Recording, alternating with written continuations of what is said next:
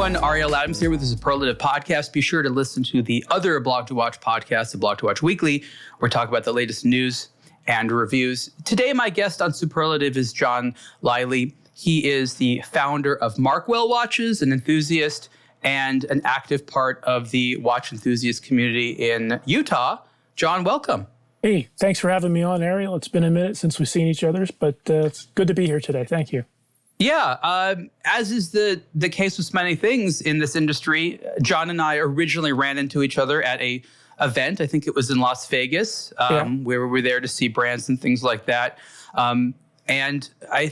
Those things, over the last couple of years, events have really come back. And I'm really happy that people have seen that they're important, not just from a business perspective, but from a networking perspective, right? Like, I know we're online all the time, but and I keep needing to emphasize this. Watch enthusiasm in the industry, even though so much of it happens online, really needs an offline component, right? It doesn't, unless you can wear the watch in the real world and have someone see it, this hobby doesn't exist just online. Yeah, it's the same way with the collector groups, et cetera. When we were all kind of stuck in our houses and on Zoom calls, you could just put your wrist up and show somebody a watch, and that was about it. But it's right down to when, for instance, I've been a collector. I followed aBlogtoWatch for years. And then in my capacity with the Horological Society up here in Utah, I reached out to you, and that's how we kind of ran into each other after all these years down there in Vegas. So you're absolutely right. If there's no kind of tactile, you can't reach out and shake somebody's hand, say hello, have a drink. It's just not worth it. So I think about these topics because I think about what the industry needs to be healthy, to attract, new blood. Brands always like to talk about, we want young people. We want young people. And I really think about it. I was like, but young people can't afford watches. And then I translate what they mean. And John, you know what I think they're actually saying rather than we want young people? What's that? We want new buyers. I don't know why they couldn't say new people. I guess it's a bad translation, right? But young people and new buyers, two completely different things. Well, the funny part is they'll say they want young people, but then I look at myself back in the day when I was a young person and I said, I'm a young guy. Nobody's asked me anything. They just say that they want us, right? Well, they want fresh blood. They want new people to sell to. That's really what it comes down to. Yeah. And I think that's so important because as we know, when people get into the hobby, they find a couple of brands and they stay loyal to those. It's like the watch that you had at your bar mitzvah at 13, or maybe when you graduated school, your parents or family got you one. And then those brands remain near and dear to your heart. So I completely understand why they want to get people when they're young and impressionable. I just think that really what it comes down to is they want to expand the hobby. They want more watch lovers to exist. Media like us, collectors groups like yourself and many others have been responsible for that. My question is, are they actually supportive of creating new watch buyers, or is it just something that they keep asking for? That is the $1 million question for both us and for them. I see a lot of, it's almost like they need us. That's the only way they have the venue in order to get to the younger person, to get to the next person that's going to buy the next watch, that's going to be the next thing that happens. And then we want the access as a collector because, again, you want that tactile experience and you want to be able to hold the watch, see the watch. And it's really kind of interesting when you're in one of those groups, a collector's group, and you pick the watch up and you say, this is great, and you give them a little bit of feedback, and then they all want to hear about it. I want your opinion on something. I published an article a few days ago. I'm not sure if you've seen it yet. And it was basically my predictions for the watch industry in 2025. And one of the things that I mentioned in there is that according to my perspective, in the deficiency of media, brands are going to be further leaning on consumers. And as someone who is both now a brand founder and has been a consumer and part of an organized group, do you see that brands are relying on consumers to do things like share information about the watches online and give an opinion? Is that fair? I still think that consumers ultimately just want to be able to buy the watch and not necessarily have to have this complicated role within the industry. Give me some of your thoughts on that, because I don't think that overly leaning on the consumer is a good thing. I'd agree. And I will tell you that in the year that Markwell Watches has been in existence, one of the things that we wanted to do, my partner Alan and I, was we wanted to send a watch out to someone that's going to review it. I'm relying on the reviewer. The reviewer hopefully can get the clicks and the likes on their channel, whatever format that happens to be, but I'm relying on that person. And it's funny, I'll send the watch out and say, hey, please send it back when you're done. And I'm relying on that person for free, and they're relying on me for free because they get to play with the watch, and it might come back a month later. So it's not like, it's not transactional where someone purchases something and then they have it. Like I'm buying advertising. I'm hoping that they put out something nice, and I actually want them to be honest about it and not just fluff up my skirt because they've got the watch and I gave it to them for free to use in order to do a post. So personally, it is a little frustrating, but it's kind of how it works now, specifically if you start out. And if like you're a micro brand and like us, and we don't have a lot of money, I hate using the word micro brand, by the way, micro independent. How's that? So if we're a small independent and we send information out or we send a watch out, we want someone else to help us. I feel guilty in a way as a brand owner asking someone else to puff this up so I can be successful. So let's take the scenario you just discussed where, you send out a watch to a reviewer. It's not a transactional thing. Doesn't it become almost immoral if that same situation is, you just bought my watch. Now I'm going to plead with you to share your thoughts online and get your friends involved. I feel like that's just asking too much. Media hopefully makes money some part in that process. I know that aBlogtoWatch definitely quote unquote reviews a lot of things for free, i.e. invests in content without making money on it, hoping that will make up for it in other revenue. But I've noticed more and more that, brands, for example, they hang these difficult to get watches over people and they make people jump through hoops. They have been able to manipulate consumers so well that they're getting consumers to create the desirability for them and also buy their watches. Clearly, they think they're being very clever about it. I don't think it's very sustainable or fair. I guess I'm just wondering if you've been seeing some of these practices. And again, I think that it's sort of like a trend. They push it as far as they can before there's pushback. Yeah, you'll notice when there's a drop and a certain brand will go ahead and this is our new watch. All of a sudden, all the reviews for the next 2 or 3 days on YouTube are that watch. So they've all had that watch. They've all filmed their review. It's all been done. It's in the can, whether more than likely wasn't paid for, but it was the next big thing that was going to drop. And it's kind of like a coordinated effort. All the YouTubers, just like one, boom, boom, boom, boom, right after another, are showing you the new XYZ watch. Yeah, if you watch the trends, being in what I'm doing now with the micro brands, I will see when a watch drops, you can look at your favorite person, character, and all of a sudden they've all got the same watch, be it a different color or whatever. Yeah, and it's almost... It's not a good look to consumers, is it? No, most people won't see it because they're probably not as nerdy as I am, and they consume the same watch from 5 different people. Don't underestimate our fellow nerdiness. Yeah, we're all very dedicated nerds. Yeah, there's a lot of truth there. But I mean, it's right down to the fact that we're talking today. I mean, I reached out one of the fellas that's on your blog and said, "Hey, I'd like to talk to somebody." I felt guilty about doing it because I wanted to talk about my own brand and promote it on your channel, and hopefully it works for both of us. But yeah, it's a whole weird dynamic that never used to exist because I collected for a long time. I was an enthusiast for a long time. And then I kind of went away for about 5 or 6 years. And then I came back to this YouTube thing, and I was amazed at everything that you could see. We spoke earlier about older blogs, way back in the day, or forums, right? Everybody likes to talk about like Poor Man's Watch Forum. That was where you got your content. That's where maybe something happened. And then maybe somebody went to Basel and posted a report. Maybe it was you guys. Maybe it was the other folks. That's where you found out about it. Now it's a coordinated effort, and on Sunday night, all the videos drop, and it's the new watch from XYZ company. So the funny thing is, just remarking on that strategy, it's actually not very effective because what you end up happening is a lot of discussion about your product in a very short amount of time, when the reality is you need to have it drawn out over a greater amount of time, because it's sort of this fallacy that like everyone that buys watches is paying attention to every new drop all the time. Yeah. It actually takes people quite a while, not just to hear about things to begin with, but to also form the desire that it may be something that they want. And so when brands do that and they try to get all those people to talk about it right away. They're just going with, I'll call it, trendy notions of PR without actually demonstrating sophistication in terms of what works. And I guess that's quite an amateur move. But then again, it sounds like the people that are presenting that media are also amateurs. Yeah.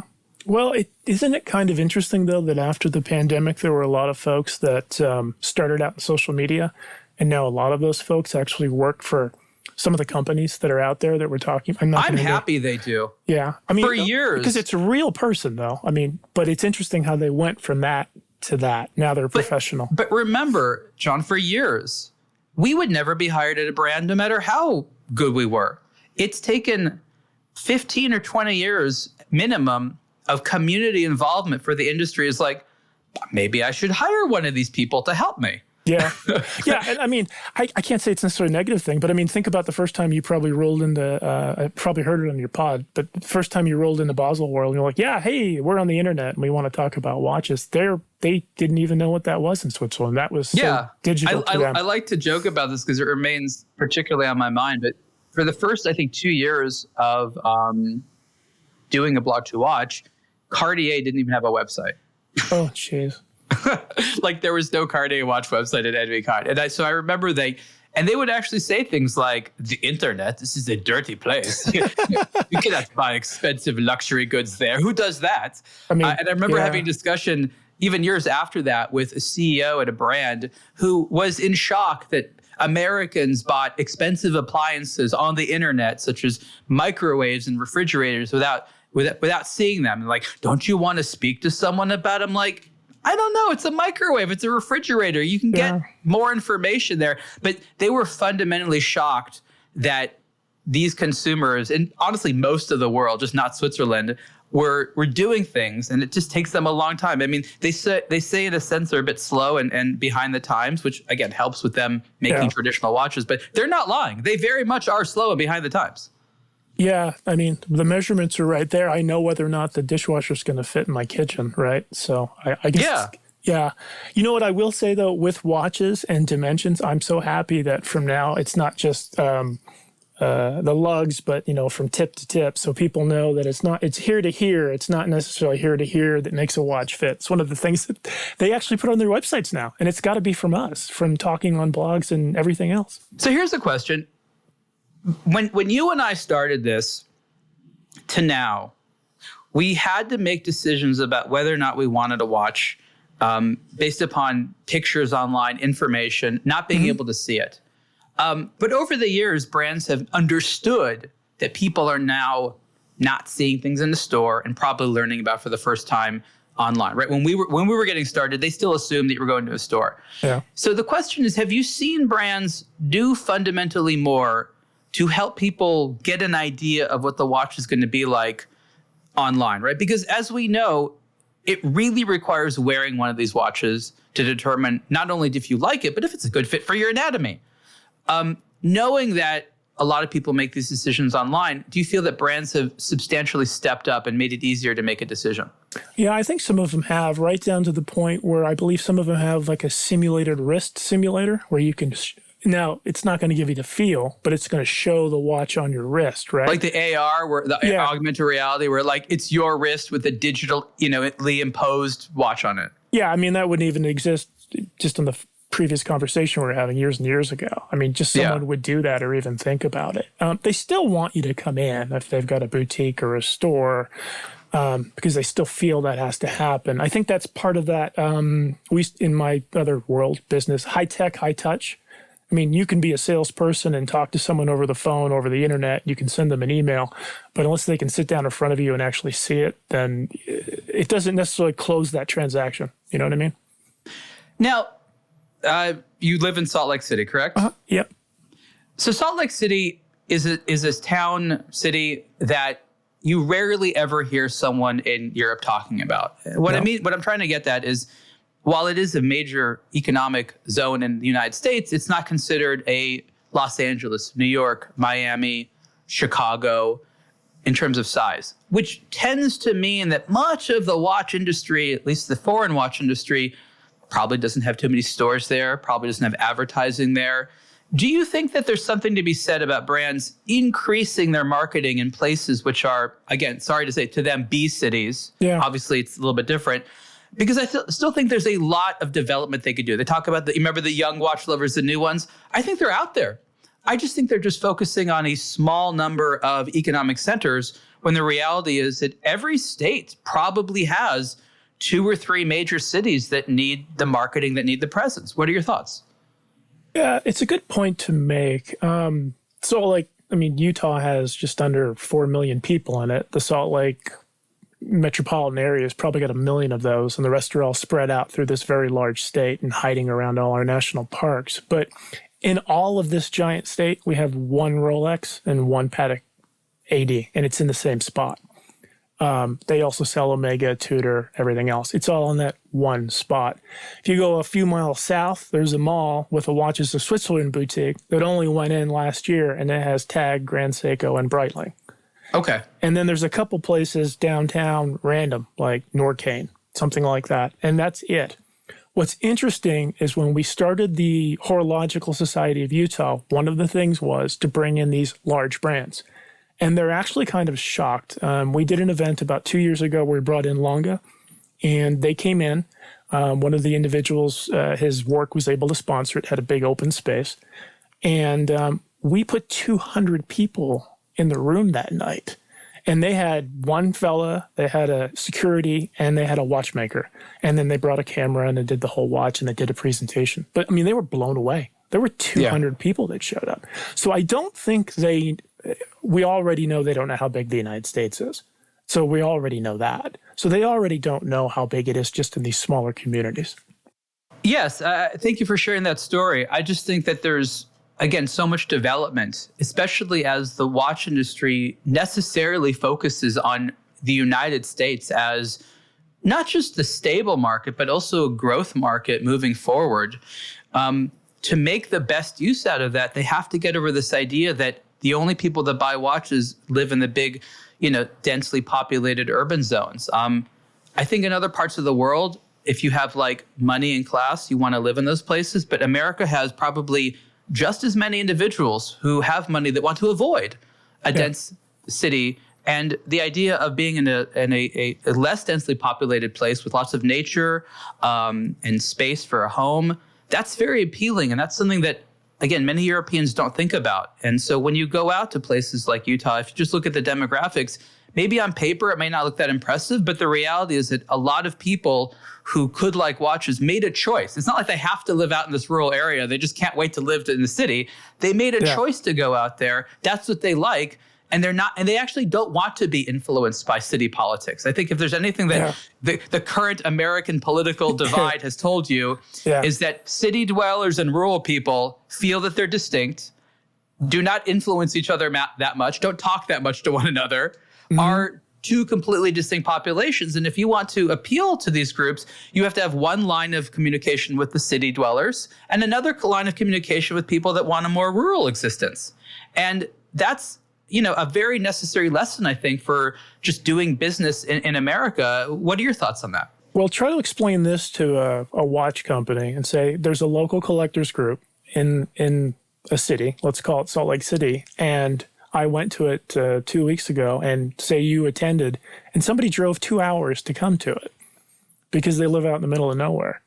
And the fact that, a European would hear that someone would actually get in a car and drive 2 hours anyway to go to another place is crazy. But then the fact that they would drive just to come to a watch event, hang out for an hour or two, have something to eat, and turn around and drive home all in the same day, I don't think they understand that concept. Now, that's a concept they don't understand on the East Coast either, where I'm originally from. So I mean, they're shocked on the East Coast when I recommend and give advice for events in Los Angeles where I say the perfect time is Sunday afternoon. And they're like, what? Well, I'm like, yes, that is the perfect time in LA. Well, not here, though. It's regional. It's regional. I'm simply saying that they assume that people want to leave their work, which they are a pedestrian and took public transportation to, and want to go to an event on their way home from work, which, again, if you are in a driving culture, you want to avoid traffic. The weekend is probably the better time for that. And yes, as you said, in different parts of the United States, different things make sense. So to have a strategy from Switzerland that applies to the entire United States, let alone any part of the United States, is silly. And we just sit here as people that want the watch industry to do better, especially the European and Japanese watch industry to do better. And we just laugh at their missteps. And we're all like, all you needed to do is ask us, folks. Yeah. We could tell you the easy answer. But you're spinning your wheels for no reason because you don't trust us, you don't like us. Like, what's the deal? You want our money. Yeah, they want that for sure. Absolutely. So let's move on to the point where you said, you know what? I want to make a brand. And I congratulate you for that. You're not the only one. A lot of people who have spent years liking watches develop the confidence at some point to be like, you know what? I either feel like I know what people want or the watch that I want doesn't exist. I know, I've looked. And if I want it, I got to make it myself. And hopefully, if I pray to the watch gods, somebody else out there will also want it, and I'll be able to keep doing this. Talk about the decision. I imagine it was a slow decision-making process from going to being enthusiast and community participant to being manufacturer, so to say.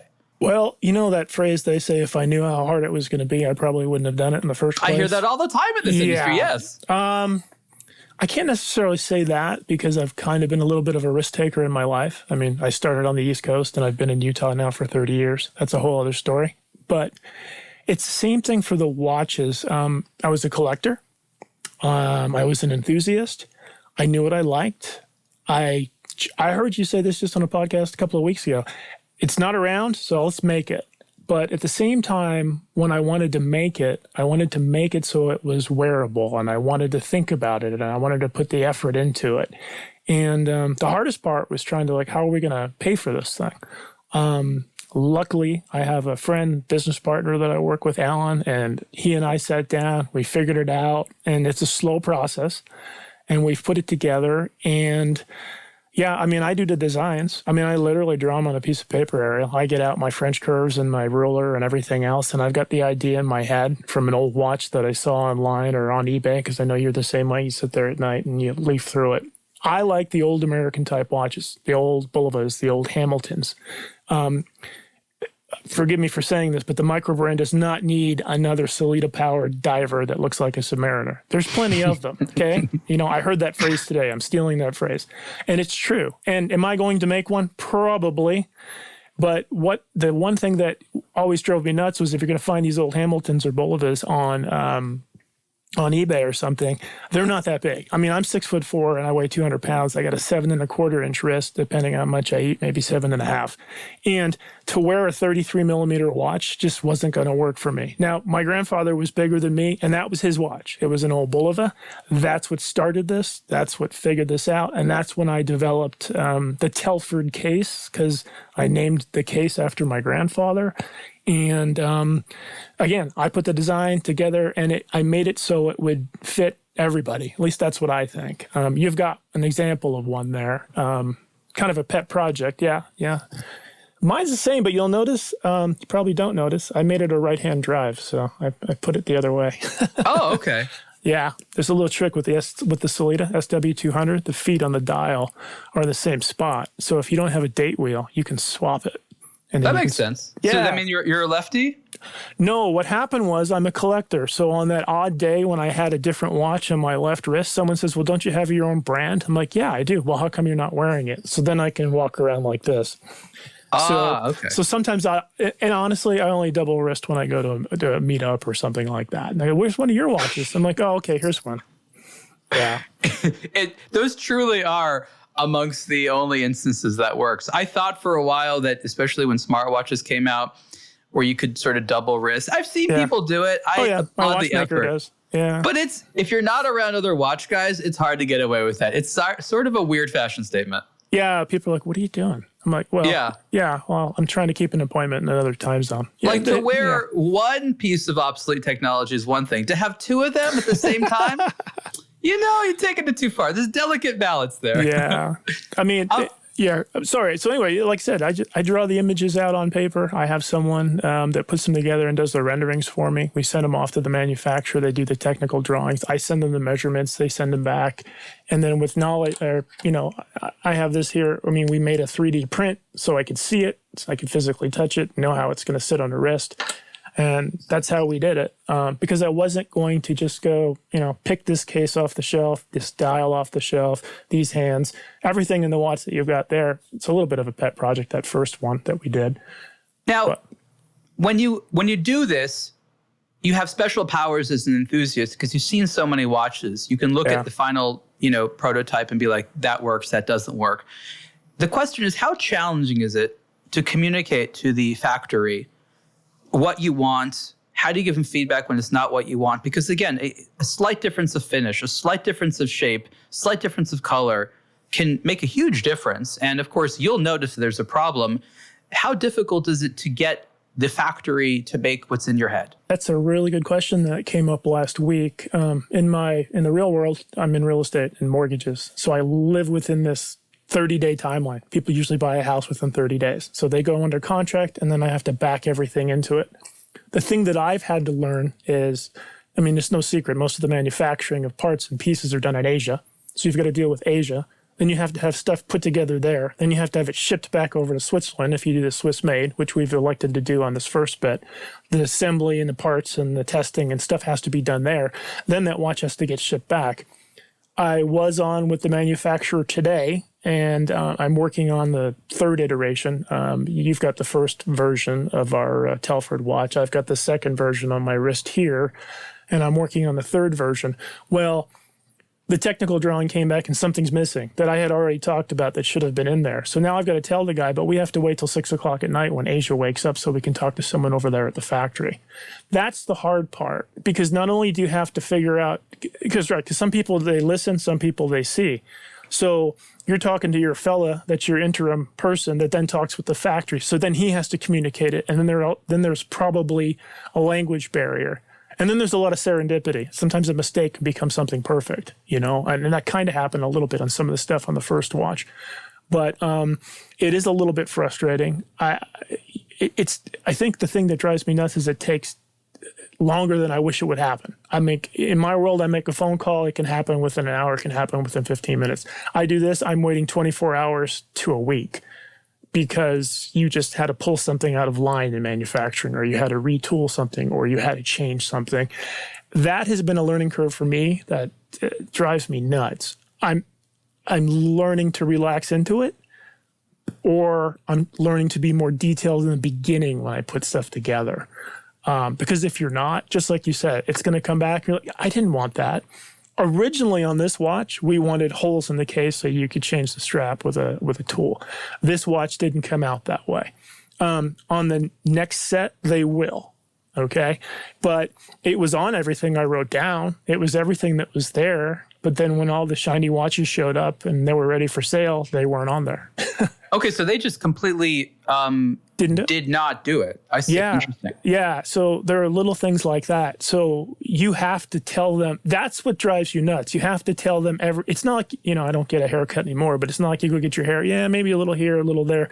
You've got to tell them every little piece. Everything has to be done. And even then, some things will be missed, even if it's in the technical drawing. I've seen some people take a particular approach. I haven't gone through this myself exactly because I haven't been in your shoes. But one approach is to give them, as I think you're doing, technical drawings, or specific as you can make it. And, if you follow them, you can make the right thing. Another approach, which is a bit more expensive and takes more time, is to get a different outfit to make a perfect prototype. These companies that are prototypers and make, one-off or a small batch of 5 or 6 things.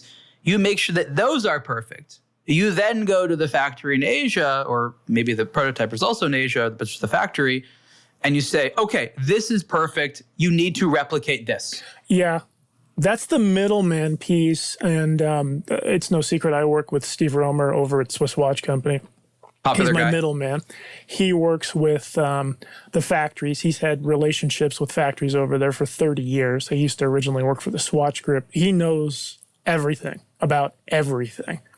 and he has his contacts there. So I think, I don't know this to be true, but just in the last year, I'll see when a small brand is put together. You can tell, we just had a breakfast the other day, Steve and I. You can tell like an A case, a B case, or a C case. And I'm talking about quality. Great. You can also talk about finishing A, B, and C. I think in some cases, some micro brands don't have a Steve in the middle. They're going directly to the factory, who still has a representative that's going to talk to you. But you're going to get what you're going to get because you don't have Steve hopping on a plane going over there looking at the stuff that he's working for Markwell Watches and this watch and that watch. He has a fellow on the ground that's working that's saying, hey, John really if you'll notice on your lugs, there's a polished little bevel on there. And they had to do that by hand. They did not want to do that. The factory said, no, we don't want to do it. But Steve said, no, John wants that on there. It's part of the design of the watch. It's part of the way the light catches. So I really think some people, they just deal with the factory direct, and then they get what they get, and then you get what you want. So the one superpower I do have is working with a guy that's been around forever and can help you. This is Ariel Adams with a message about Citizen watches. Did you know that for years, Atessa models have been the best-selling titanium watch in their category in Japan? Citizen debuted their very first titanium case in 1970 and has spent 55 years perfecting the high-performance material for watchmaking. Since 1987, the Atessa family of timepieces has been where Citizen has showcased their latest and greatest technology. This includes the masterfully durable and lightweight super titanium case and bracelet material, as well as miniaturized communication technology that has allowed its light-powered eco-drive hardware to communicate with atomic clock radio waves or global positioning satellite signals. Atessa was born in the high-paced commuter metropolis of Tokyo, where being on time is just as important as being stylish. Atessa is a mature companion for booking a bullet train to enjoying omakase cuisine with friends, and is always fully made in Japan. The latest 2025 Citizen Atessa Eco-Drive satellite wave GPS watches introduce ceramic bezels and a brand new case and bracelet shape. When Citizen merges its greatest inventions with thoughtful design and beauty, the result is Atessa. Explore the full range on the Citizen Watch website now. Yeah, and if you look at it from an economic standpoint, let's say you put in, I'm just saying, a $10,000 order with a manufacturer, and they send you all the goods, but there's a material problem. Like, it still works, it's still a watch, you can still put together, but it doesn't have a polished, angle or something like you wanted. Yeah. They're not really incentivized to fix it. They're just like, here it is, we delivered, you got to pay me.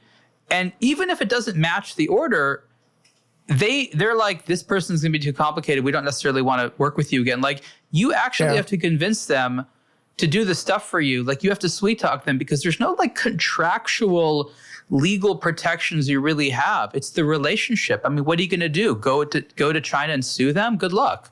Yeah, that's it, the relationship. Steve has the relationship, Markwell Watches doesn't. So Steve's working with them for 30 years. So Steve can make that conversation.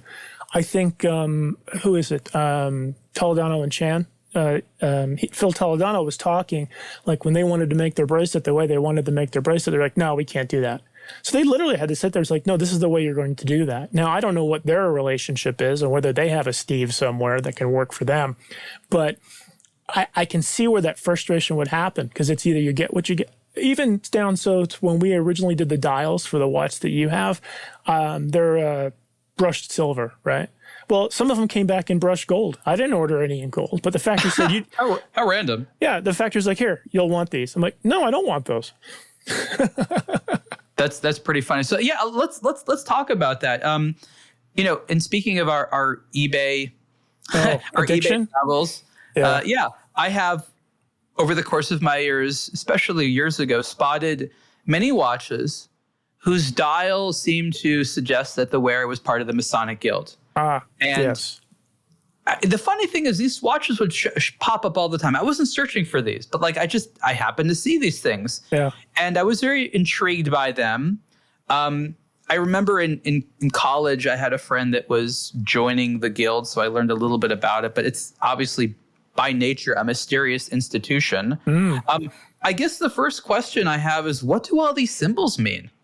What do all those symbols mean? Well, I can tell you. We're not going to have to take you off and lock you up somewhere.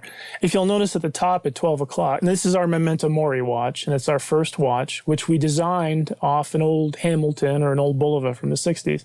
But on top is the iconography that most people are going to see, the square and compass with the G in it. And you're going to see that on most Masonic lodge buildings around town. And that's on your ring. That's on a lot of stuff. It's everywhere. So the other thing is that Masons use implements and working tools of architecture and stone building. And that's kind of what you'll see as you go around the clock. Like you've got so those aren't necessarily like, the shovel means go dig something. It's just like Masonic imagery. Yeah, exactly. That's really all it is. Yeah, and it's a trowel. Yeah. Oh. Yeah, you're okay. Put it under a loop. You can see it. But it's kind of funny because I almost feel like I'm playing a little game. This little sword here, like, there's a hammer. These are my items. Yeah, exactly. I've just always been curious. Now, who would have worn these watches? Obviously, you're recreating this look because you liked it. But how would someone have originally got a watch with a Masonic dial? Was Hamilton just selling them? Were they purchased through guilds? I'm just curious, like, how did these get made and stuff? Like, for instance, today, like, we run ads in Masonic magazines for guys that are Masons. And, the Knights Templar USA magazine, there's an ad in there, from Markwell Watches. And it was the same way back. It was the same way back in the day, and it worked out pretty well. I mean, I can tell you, as of 2-3 days ago, we sold out our initial stock of the Masonic watches. Oh, congratulations! Fact, thank you. Part of the call today was like, hey, how fast can we get some more? We've moved on to our new one, but we still have those to sell. So you could walk into JCPenney's, you could walk into Sears, and you could buy a Hamilton watch with Masonic iconography on it. You can also, if you were an elk. It was that popular. Oh yeah. Back in the day, you couldn't throw a rock and not hit a Mason. They were everywhere. Dumb question, because again, I don't know too much about it. I know it's a fraternal organization. What attracts people to the guild if they're not in it already, and why do people and families maintain it? I just guess I don't know. What does it do exactly? Well, in order to join, you don't have to be related to someone. But part of the mystique for me was that my grandfather was a Mason, and he died the year before I was born. So he died back in '68. This is actually his ring. I wear it. My aunt found it. It's upside down. My aunt found it in a safety deposit box and sent it out to me when I joined the Masons back in 1998. Part of the reason I joined was I read a bunch of books. It kept hitting me in the face. I thought about the Masons. I talked to my dad, and I said, I want to join the fraternity. I can tell you, I'm also the PR director for the Masons in Utah, but I can tell you it's not necessarily a secret organization, but it's an organization that's a private organization. And anytime you see a closed door, somebody wants to know what's on the other side. It's not a religious organization other than the fact that an atheist can't be a member. So you have to have a belief in a supreme being. So it's non-denominational. So any faith can join. Yeah, I remember that part of it. Yeah, it's not a charity in itself, but it does sponsor charity. One of the most famous would be Shriners. In order to be a Shriner, one needs to be a Mason first. So I'm sure I didn't know that. And in Los Angeles, we're live from Shrine Auditorium, right? All that Shriners. I used to go to the Shrine all the time. Yep, exactly. So those guys are Masons. And then the last thing is you'll hear it's a volunteer organization. And it is to an extent where guys will voluntarily bind themselves together to make themselves and the community around them a better place. And old school, we didn't have all the sports on television. We didn't have the internet. We didn't have anything. It was the place where it was Dad's thing. He went down to the lodge on, first Friday of every month. And then maybe there was a dance every couple of times a year, and he took Mom out to the dance or the whole thing. And that's where your bro time, the original, back in the day happened. So that was the allure to me. Obviously, it doesn't have that much allure to as many people nowadays. But there are Masons in every state in the United States, and still going strong. And I'm seeing a lot of parallels between what you're talking about and the current watch culture. Exactly. Where, yes, it's sort of about watches, but it's also mostly about friends. So the one thing you always hear in a podcast is, where else can you walk into a room with a bunch of strangers with a watch on your wrist and everyone there is your friend? Well, where else can I travel to another state and knock on the door and say, hey, I'm John. I'm in town for business. I hear there's a meeting tonight. Come on in, John, brother John, Same thing like when I've traveled in Europe. So there's a lot of weird parallels between watch collecting or any kind of collecting, I guess, but in our world and Freemasonry. So that's why Alan and I, the first watch we made, had a Masonic dial. In fact, I've got one of these old Hamiltons right here. Oh, cool. Yeah, I have the original box. I have, the original stretchy bracelet. This little 33 millimeter thing, though. So, yeah that's kind of what we based it off. And the new one's 38, I believe? 37, but it wears like a 38. Okay. Yeah, you'll note on the top of the case, there isn't a bezel, but there's a bevel. So so it's pressed in. So there's no bezel, but there's a bevel, and it's concave. So it rolls up into the boxed crystal, and then the dial itself is curved. So it gives it the appearance of being larger, even though it technically wears smaller. So this is a question I honestly don't know the answer to. Is it weird if someone who is not a Mason or Freemason wears one of these dialed watches? No, only for you. No, no, it's not. You know what I mean? Well, let's put it this way. So you talked about eBay, right? And you go on eBay and you see these dials. Half of them are all reproduction dials that are made over in Asia or made over in Europe somewhere, and they're put together. If you really look, you can find the old ones, but most of them are all worn and beat up because the guy bought the watch and wore it his whole life. It was the watch that you got Dad for Christmas, okay? You went in the JCPenney's and you bought the watch for Dad for Christmas, and that's what he had. Is it weird for someone to... No, because people collect anything, right? I think you just had, what's his name? Mr. Cho on, the guy from Jack Mason, and you guys were talking Dr. Pepper and stuff. Yeah. I will tell you, I went out and bought Dr. Pepper that afternoon because it was in my head. But people collect Coca-Cola memorabilia. People collect Masonic memorabilia. Now, most of the time, a person that collects Masonic memorabilia has some sort of connection. But I do know at least 2 people that are non-Masons that have bought our watches, and they just like them. They think they're cool. I guess the problem comes in when they're trying to pretend to be something they're not. Yeah, that's what I would worry about, that I would wear it and then someone who is part of the guild would see it and either make the wrong assumption or be like, you're not allowed to wear that, Well, you'll have that in old school fellas. There's stuff like that. But, that's where the secret passwords come in, right? So if I don't... Oh, you do have secret passwords and rituals. And the rituals are secret. Yeah, secret passwords and handshakes. So think about it this way. You've been to Europe. So you've seen the castles, you've seen cathedrals. Now, this is kind of where the name for our watch brand came from, Markwell. There is a degree within Masons called the Mark Mason's degree. Oh. Every Mason needs to make their mark. So if you see the stones in the castles and cathedrals and they've got those marks, did we send you the microfiber cloth with the package? I think we did. Yeah, it looks like runes all over it. They're not runes. They're actually Mason's marks. So the Mason would mark the stone daily to get his wages, so to speak. But you have to think way back in the day, the guy didn't read and the guy didn't write.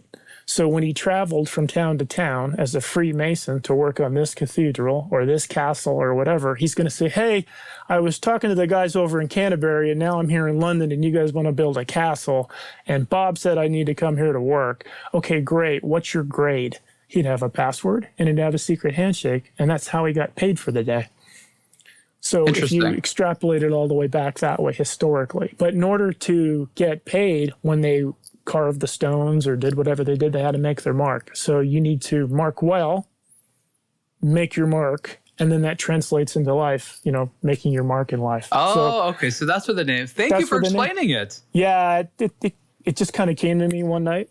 I was thinking I realized that if construction workers today joined something like that guild, they'd probably be more reliable workers. You'd hope, right? Exactly. We need to bring it back in some way. This made sense. Those castles didn't build themselves. They took years and years and years. We've actually had fellas that have gone to join in the past, and they've said, now, I don't know anything about like walls or bricks or cement. Is that a problem? I says, oh, no, we'll teach you later. Those are what we call operative Masons. Freemasons are called speculative Masons. So the symbols around the dial, we use the tools and symbols of implements of architecture and building to teach moral lessons, basically. Again, it's non-denominational. It's not a religion. We're not teaching you how to go to heaven, but this is how you should live your everyday life based on... Yeah, I guess we don't really have a lot of good terms to use for these things these days. Well, it works into everyday language. I mean, it's a lifestyle club in a sense. Yeah, in a way. I mean, it's more than that. Like, you'll hear the term, "Are you being square with me?" Well, a Mason would use a square to make sure everything is right and true. Are we on the level? Yeah. Oh, yes, we're on the level. Everything's great. Hey, I tried to join the country club, but that guy down the street doesn't like me, and I got blackballed. Well, we vote with white balls and black balls. You get a black ball. Oh, that's where that comes from. That's where that phrase comes in. So making your mark, level, are you being square with me? All those type of things work in everyday language. You don't even know about it. It's kind of cool. Now, what if cool. I actually want to learn some masonry? Can I learn this way? You can learn, you can. Here's the funny thing. All the secrets and all the stuff that everybody thinks is like so secret and it's going to like ruin your world. It's not. It's all over the internet, Oh, I'm sure. Yeah. You can find anything, right? So, I mean, the stuff's there. So, you can learn about it. It's, and just like watches with meetup groups, Masons have meetup groups all over the United States. Because in most places, if you're going to join, someone has to sponsor you. So they have to sign for you. So they got to know you. So are you... maybe I'm wrong, but you seem to be probably the only company right now that is consistently going to be making, because you say you're making more batches of the Masonic dials. You corner the market right now, don't you? Funny enough, when I decided to do this with my partner, Alan, he and I, both Masons in Utah, something popped up on my radar. And Hager Watches out of Maryland? Yeah. I believe he's also a Mason, and he does make Masonic watches too. His aren't as stylized as ours, but he's got a Masonic dial, he's got colored dials and the whole bit. I haven't met him yet, but we're going to be at District Time in March, and I believe he will also be there. So I'm excited to meet him because I believe we're the only two companies in the world that are making legit, not cheap knockoff Masonic watches. So it's kind of cool. That's great. Now, so that's obviously not going to define the whole Markwell brand, no, but absolutely not. You're going to have this sort of sub-collection that's always being made? Because it sounds like there'll always be some demand for these. Yeah, we call them our special edition. Funny enough, our patent, we just got our trademark through the U.S. government, and our attorney happens to be a Mason who happens to be the editor of the magazine that's been running the ad. And every time he runs the ad, we sell more watches. So he just ran an ad, so the last two, like I said, just sold out about a week ago. That's great. Yeah, so now it's all about FOMO with the Masons, I guess, or people that want that dial. So we're going to keep it up.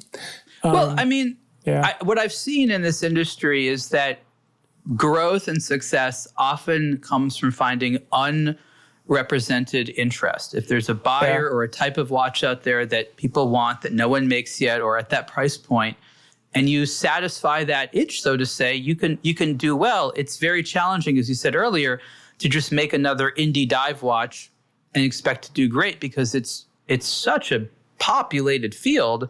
It's smarter to find some, again, unrepresented group or type of watch.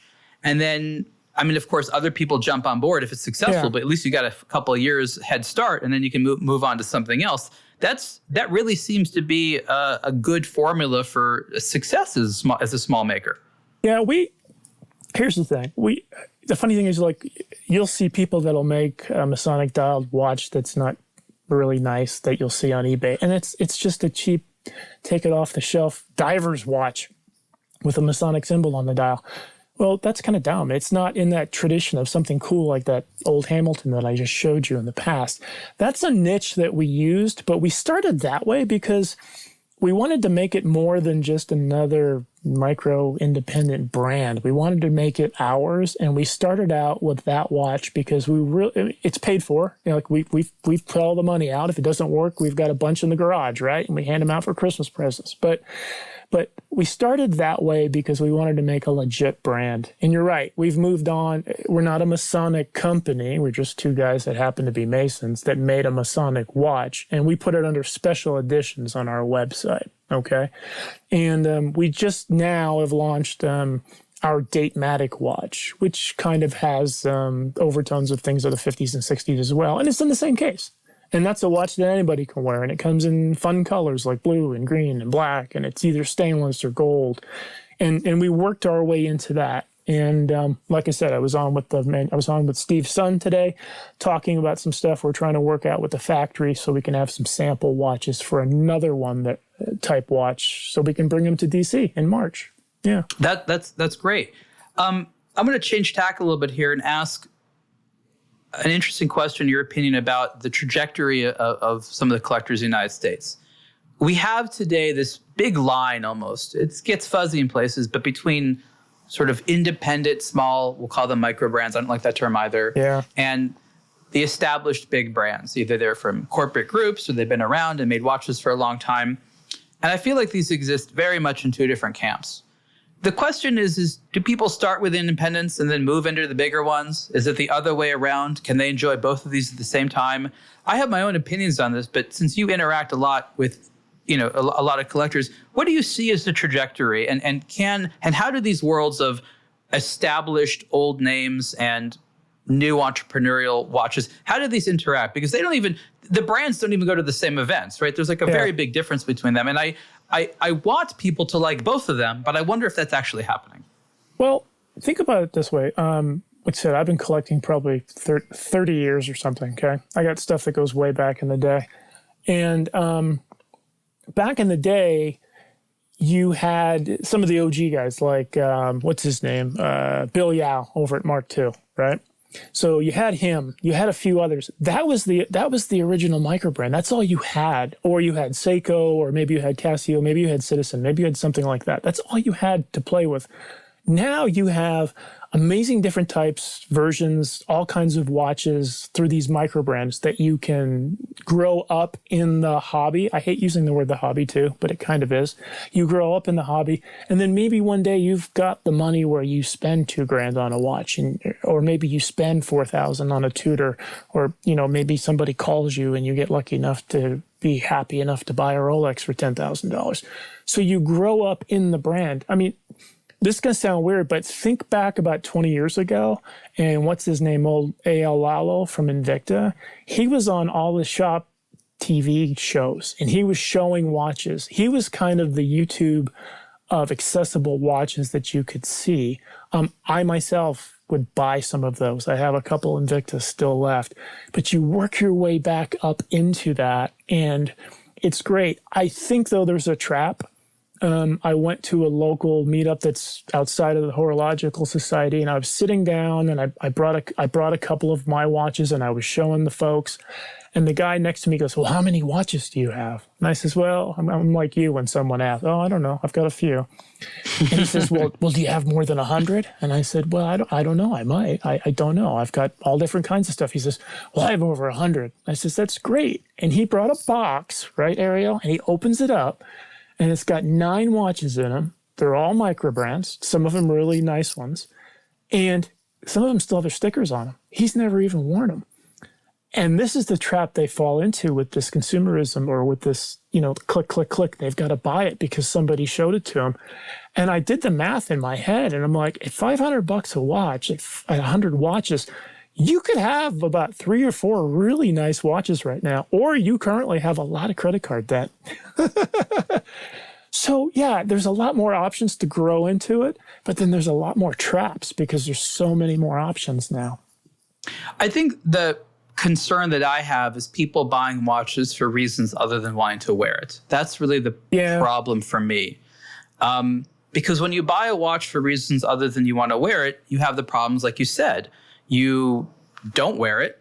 It sits in a box. It feels like a waste of money. At the end of the day, you have a bunch of unwanted stuff. Yeah. The psychology of why you buy it in the first place is interesting. I think the question is, what's the easiest way to offload these things? And I've talked about this before, that I think there needs to be more solutions. But I think for the healthiest economy, you shouldn't put any barriers of worry like, oh, don't buy that, you're wasting money. It should be something that you can enjoy for a little bit. And yeah, you're going to lose a little bit through depreciation, but you should be able to offload it. Is the answer just putting it on eBay? Is there enough even demand on eBay? I guess, don't you agree that if you could recycle through these purchases more readily, then that's just better for the entire watch economy in general? Yeah, I would think so. I mean, I think it is. eBay was kind of the only outlet for the longest time. You used to be able to sell on the forums. There's been a lot of fraud.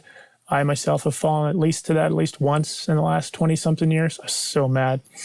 Yeah. But never wire money. But I think my only fear is that you've got someone that, I don't know how to put this. Like I said, there's difference between an A case, a B case, and a C case as far as quality when it comes to a micro brand. And you've got someone that's just got the newest diver with a different colored flavor of the week color with an NH35 in, and it's great. And he spent $500. Well, he's not going to get any more than $100 for this thing when he sells it, probably. That's great for the next guy, and that's kind of how things do work. I have watched people shake hands and exchange, Venmo right there on the table at a collector's group and buy and sell watches. I've done that myself. But normally you're calling ahead, hey, I'll bring it. If you like it, let's take care of it. I think it's a great thing. Again, it's just people's habits and what they buy, Yeah, I mean, it's an ongoing conversation. I just think that the watch industry wants to produce and sell as many watches as possible. Yeah. That doesn't necessarily lead to the healthiest scenario for people that buy watches. No. And I've noticed a lot of people don't buy a watch because they're afraid that if it's a mistake, they don't like it, then there's nothing they can do with it. And I want people to take more risks. I think that ultimately leads to people being surprised more often. I worry that in this environment, people are buying the lowest risk watches, which is why they end up rallying around the same Rolexes and the same Omegas all the time. And it makes this hobby less interesting. But for them, someone else will want it. So it's a very secure purchase when ultimately, what do we want to see on each person's wrist? Something unique to them, right? You go to a room of collectors, you don't want to see the same watch. You want to see some weird, wild thing that only that person would choose. Yeah. There's a watch I really like. It's not everybody's cup of tea. I don't currently have one, but the Core and Bubble. Remember that? Sure. Yeah. Love that watch. I've had a couple in the past. They're cool. They're really cool. Yeah, and I haven't had one. The nice part about that watch right now, I can probably buy the same one I used to have for less than what I paid for it 10, 15 years ago. That's what I like. For instance, another one that's interesting is right now, for whatever reason, Panerai is not on everybody's lips. That's not the one that everybody wants. I could go back and buy the Panerai I had that I sold 10 years ago for less than I paid new for that as well. And I remember what it was like, and I could experience it. So there's an opportunity for people in different brands, not the big ones that we all hear about, where they can go out and they can buy a Core and Bubble, or they can buy a Panerai, or they can buy it. So I guess my thing is, instead of buying 10 minty blue SW $200, $500 watches, practice a little constraint and then go find this one, and you might really like it. And there'll be enough money left in it if you do sell it where you can buy more stuff. And that's how I built my collection over time. At this point, I don't really put a lot of money back into it. I do like you do. You say trade, and I trade with people in a couple $100, or I do this and then I can move up or I can move over. I think that's the way to do it. I agree with you on principle, though I think there's a really big catch-22 that exists, and it has to do with the education. For you to even know about the Core and Bubble or other low demands but cool watches like that, you not only need to have had time to learn about it, but you have to have the independent desire to discover things that aren't being served to you. Yeah. We represent a generation that's different than today's generation, which rather than feeling like they need to hunt for things, they have a sorting mentality. Their perspective is everything important is being served to me. My job is just to sort through it and find the things that I like. But it's a very different mentality than I live in a sandbox of information. I have to go hunt something, rather than more defensive, where all this information is being shot at me. I have to decide what to dismiss. And I think that generation of person is at a disadvantage because not only have they not been through that last 20, 25 years of releases and sort of know all those things out there, but they're not used to just going and searching for stuff. They are accustomed to the Instagram algorithm, YouTube algorithm, just being like, here's stuff for you to look at. And I worry that the expectation that they're going to go out there and take the time to discover these things is maybe a bit unfair. I mean, I look at the number of articles on aBlogtoWatch. Many of these watches that we've covered at some point in the past. While people, of course, go back on Google and our own search and read things, no one who's new to watches is going to read our 13,000 plus articles, right? Yeah. Like, no one has time for that. So the question is in an era where people are being used to having information served to them, don't have the incentives to hunt, don't know what to hunt for, aren't people who are new always going to be at a disadvantage compared to people like us who can be like, yeah, that 20-year-old Corum, that's an awesome deal. They don't even know what Corum is really or know to look for that. And if they found it, they wouldn't have the confidence that you and I have that is in fact a good watch because we've seen them before. Yeah. So maybe just like we talk about how you walk into the room and you've got a friend because they collect watches, or you walk into a room across the country and you get to be a Mason and you know each other. Maybe it's the responsibility, old gray-haired people like ourselves, not necessarily to educate them, but teach them how to educate themselves. Because, I mean, I've got all these books back on the shelf, and I'm going to tell you half of them are watch books. And yeah, if you want me to tell you what dial is supposed to come on the 1976 something Rolex, I can go back and find a book and look it up and tell you, and I probably have it in my brain. But if you want to try to explain to somebody who's never seen a mechanical alarm watch because it's not on their feed, they don't know what it is, they don't even know it existed, and they don't even know why it existed. But to hold a Cricket or a JLC, or even I have a little Bullival one, and how it functions and how it's cool, they're only going to know about it if we tell them about it. And I mean, John, I've been doing that for like 18 years now. Yeah, I know. I've been following you. It used to be a blog to read way back in the day. Yeah, when people read. And I mean, even in my professional bit in real estate, like we have emails that go out that have embedded video in them anymore because people don't read the email. You can't say, did you not read the email? No, we have to send you a video that you watch so you know what to do and what button to push. It's funny. I actually still prefer to read because in my mind, I get the information faster by reading. A video, I have to wade through a bunch of stuff I probably don't want in text. I guess it's because I read fast. Like I can identify the information far faster than having to watch a 6-minute video about it. Yeah, same here. I mean, in the morning, I use one of the aggregators. What is it? Watchicity or whatever they call it. And I go through and I look it up. When I sit there and have my coffee in the morning, I always take a wrist shot next to my little fire on the front porch or on the back porch. And then I go through the articles and I read them. And I do that as reading in my head before I start my day, reading for my work. Oh, what new whatever came out. Oh, what somebody did or what. The cool videos that you learn a lot are the guys that do like the ASMR where they rebuild and refinish watches. Yeah. Like Wristwatch Revival and guys like that. That teaches people a lot of stuff. Yeah, he's been on the show. Oh, yeah, I think that's right. Yep. Yeah. And so stuff like that's great. But yeah, maybe we have a responsibility as the seasoned collectors to teach these folks what they should learn about. Because it's funny, like I'll go to a meetup and, I have a Rolex GMT root beer, which we never used to call it that, but that's what they call it now. And I remember walking into a meetup and a kid walked up and he's like, oh, where did you get that? And I said, well, I bought it. He said, well, where'd you get it? And I said, well, I walked into the mall in 2006 and I said, can I have that one? And they're like, sure.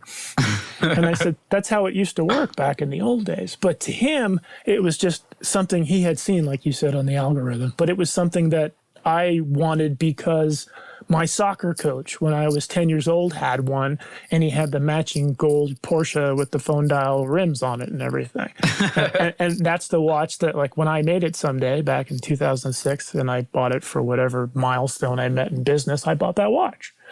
But yeah, that's the story you should tell, not the Instagram story of look at this beautiful thing. I just find this, shift. It's a moving target, of course, in watch culture to be fascinating. It's not just collecting watches. It's not just making watches. It's how we talk about watches, the watches we find interesting. It's always such an interesting, moving, dynamic target. I'm already at the age where I don't represent the youngest generation, and they're getting into a watch culture, which in a lot of ways is foreign to me. Like you and I got into it as a lonely hobby. Only later did we realize other people like this. Today, it's social first. We already talked about how, today it's feed first versus discovery, and hunting first. And another thing that is quite changed is watches are more popular status symbols than they were 10, 20 years ago. They're more people know about them in pop culture. There's more like celebrities wearing this, rich person wearing this. And so there's sort of a lot more, I guess you could call emotional baggage that comes with it. So even though we can sit in a room with a 20-year-old watch lover and share a lot of the same appreciation, we've come culturally and from a marketing perspective from a completely different place. And they eye us just as oddly as we eye them we do have an obligation to learn from them. Maybe there's something they can teach us.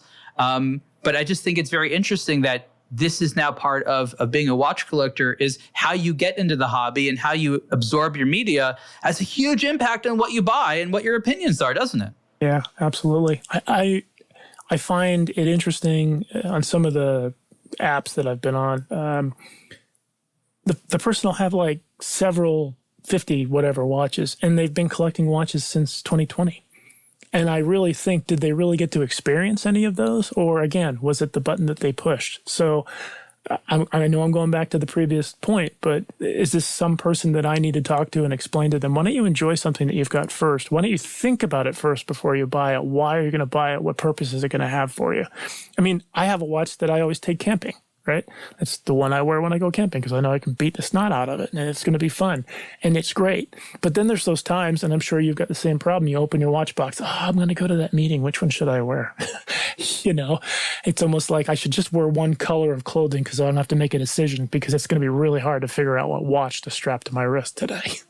That's what I want to see the development over the next couple of years. People like us getting into more of a mentorship style of relationship with the newer ones out there. Let's teach them what we know. Let's establish some type of watch enthusiast mentorship program. I haven't thought more about it than that, but smart minds out there will help coagulate this into an actual idea. Well, it could be our secret club.